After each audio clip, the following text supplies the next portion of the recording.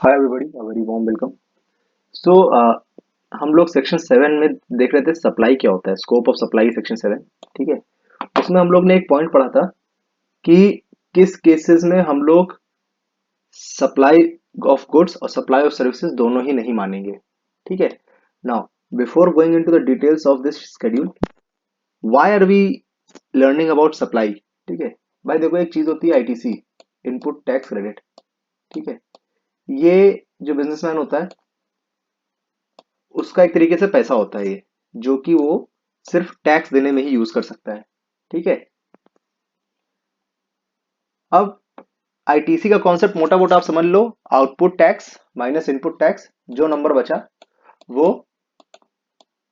उस बिजनेसमैन का या फिर जो भी बिजनेस कर रहा है उसका वो बचत हो जाएगी, उसका वो आईटीसी हो जाएगा जिसको वो फर्दर टैक्स देने में यूज कर सकता है। ठीक है। टेक्निकली जब अगर हम लोग ने कोई ऐसी सर्विस सप्लाई कर दी है जो शेड्यूल 3 में आती है, उसका हम लोग ने आईटीसी क्लेम अगर कर लिया है, तो टेक्निकली दैट इज गलत, आप क्लेम नहीं कर सकते हो वो। ठीक है। क्योंकि वो सप्लाई मानी ही नहीं जाएगी। इसीलिए हम लोग पढ़ रहे हैं कि एक्टिविटीज और transactions which shall be treated neither as supply of goods nor as supply of services. ठीक है। तो पहला point, services by an employee to the employer in the course of और in relation to his employment. ठीक है। एक ये आदमी है, ठीक है, ये दूसरा आदमी है, ठीक है, ये एम्प्लॉयर है, ये एम्प्लॉय है, ठीक है, ये इनके यहाँ काम करते हैं।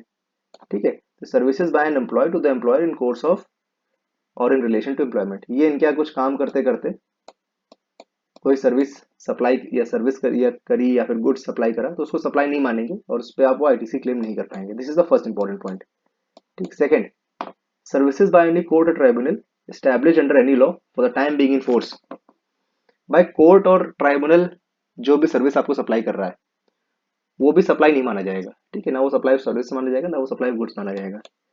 टेक्निकली आप इसका एक फॉर्मूला समझ लो, ज्यादातर केसेस में जो भी सरकारी संस्था है वो जो भी सर्विसेज आपको सप्लाई कर रही है वो ना तो सप्लाई ऑफ सर्विस माना जाएगा, ना वो सप्लाई ऑफ गुड्स माना जाएगा। ठीक है।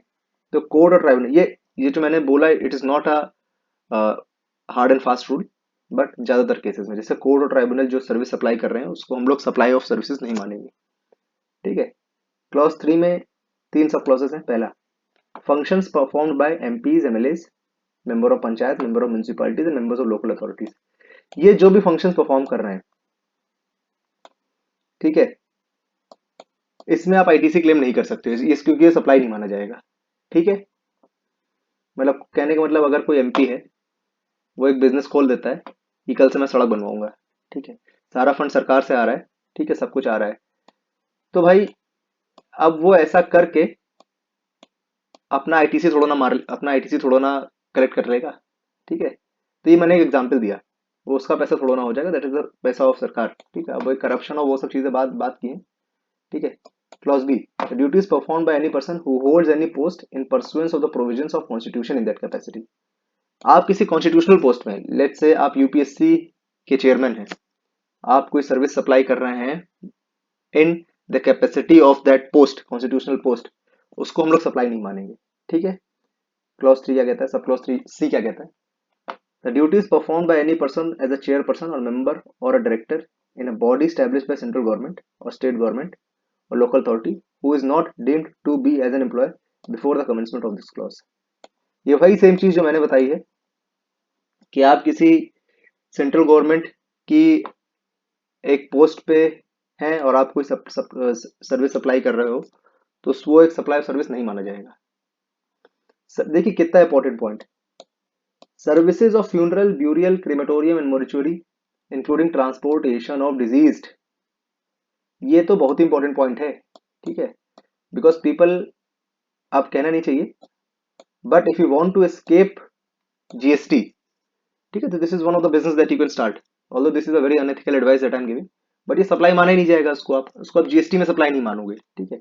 आप फ्यूनरल की सर्विस अगर देने लग रहे हो, ब्यूरियल की सर्विस दे रहे हो, या क्रिमेशन की सर्विस दे रहे हो, ठीक है, और ये सब छोड़िए, अगर आप जैसे मान लीजिए किसी की डेथ हो जाती है तो एक हेयर स्कार आती है, हेयर स्कार आपको यहाँ से लेकर शमशान तक, क्रिमेशन ग्राउंड तक ले जाती है, उसकी सर्विस सप्लाई कर रहे हो तो सप्लाई सर्विस माना ही नहीं जाएगा उसको। ठीक है। मतलब टेक्निकली वो जीएसटी के डिपार्टमेंट से, जीएसटी के स्कोप से ही बाहर होगी, क्योंकि वो सप्लाई नहीं माना जाएगा। ठीक है ना। Sale of land and subject to clause 5 और पैराग्राफ 5 और schedule sale of building. Sale of building, अगर आपने कोई बिल्डिंग बना दी, या आपने बिल्डिंग बनाई, ठीक है, इसमें पूरा फ्लैट है, अपार्टमेंट है, इसको सेल कर दिया आपने, किसी और को बेच दिया, तो ये सप्लाई नहीं माना जाएगा।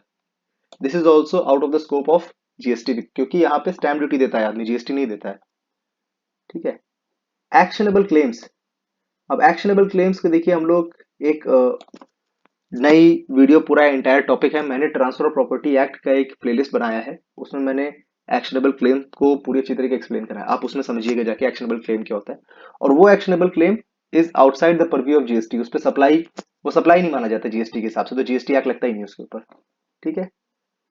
Supply of goods from place in a non taxable territory to another place in a non taxable territory without such goods entering into India. ठीक है भाई, देखो ये पाकिस्तान है, ये यूएस है, आपको ऐसा बिजनेस कर रहे हो कि आपने पाकिस्तान से सामान उठाया और यूएस पहुंचा दिया। ठीक है। पाकिस्तान भी non taxable territory to another non taxable territory without goods entering into India. ठीक है, ये भी नॉन टैक्सेबल टेरिटरी है, ये भी नॉन टैक्सेबल टेरिटरी, ये पाकिस्तान है, लिख देता हूं मैं, ये यूएस है। ठीक है।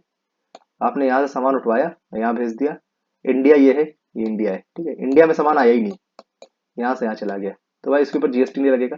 कौन सा एक्ट लगेगा, you are not concern with that, लेकिन ये सप्लाई नहीं माना जाएगा, सप्लाई नहीं माना जाएगा तो मतलब ये जीएसटी एक्ट में आएगा ही नहीं। ठीक है। अब ये इंपॉर्टेंट पॉइंट है, supply of warehouse goods to any person before clearance for home consumption. ठीक है, before clearance of home consumption, this is a very important point. अब देखो, ये वेयर हाउस है, आप गोडाउन गोडाउन देखते हैं, कितने बड़े बड़े गोडाउन होते हैं।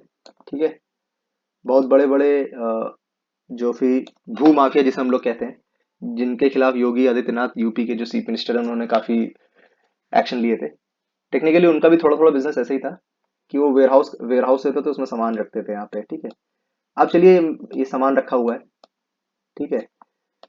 अब क्या हुआ है कि आपको ये सामान खाली करना है टेक्निकली। ठीक है, आपको लग रहा है कि भाई ये बिजनेस में मजा नहीं आ रहा है, सामान हम खाली कर दे रहे हैं। दिस इज अनदर पर्सन जिसको आप ये सामान कह रहे हो कि भाई तुम सब कुछ ले जाओ यहाँ से। ठीक है। Supply of warehouse goods to any person before clearance for home consumption. आप इस गुड्स को इस आदमी को बेचे दे रहे हो, क्लियर कर रहे हो अपना सामान रोक के। ठीक है, ये हो गया क्लॉज 8। अब supply of goods by the consignee to any other person by endorsement of goods of title to the goods after the goods have been dispatched from the port of origin located outside India but before the clearance for home consumption. ठीक है, देखिए ये जो clause 8 है ना, इस पे हम लोग को थोड़ा सा, इन दोनों पॉइंट्स को थोड़ा सा हम लोग को कॉन्ट्रैक्ट लॉ से पढ़ना पड़ेगा। सो इस पर्टिकुलर टाइम पे पढ़ाना ठीक नहीं, क्योंकि वीडियो काफी लंबी हो जाएगी, हमें कॉन्ट्रैक्ट लॉ के कंसाइनमेंट और वो सब चीजें पढ़ना पड़ेगा। अभी तक के लिए यहाँ तक आपने जो चीज पढ़ी उस पर ध्यान दीजिए कि किन किन चीजों पे हम लोग उसको neither supply of service neither supply of goods मानेंगे। ठीक है। जो ये जो क्लॉज 8 जो था, इसको मैं अगली वीडियो में एक्सप्लेन कर दूंगा। ठीक है। So thank you for watching and have a good day head.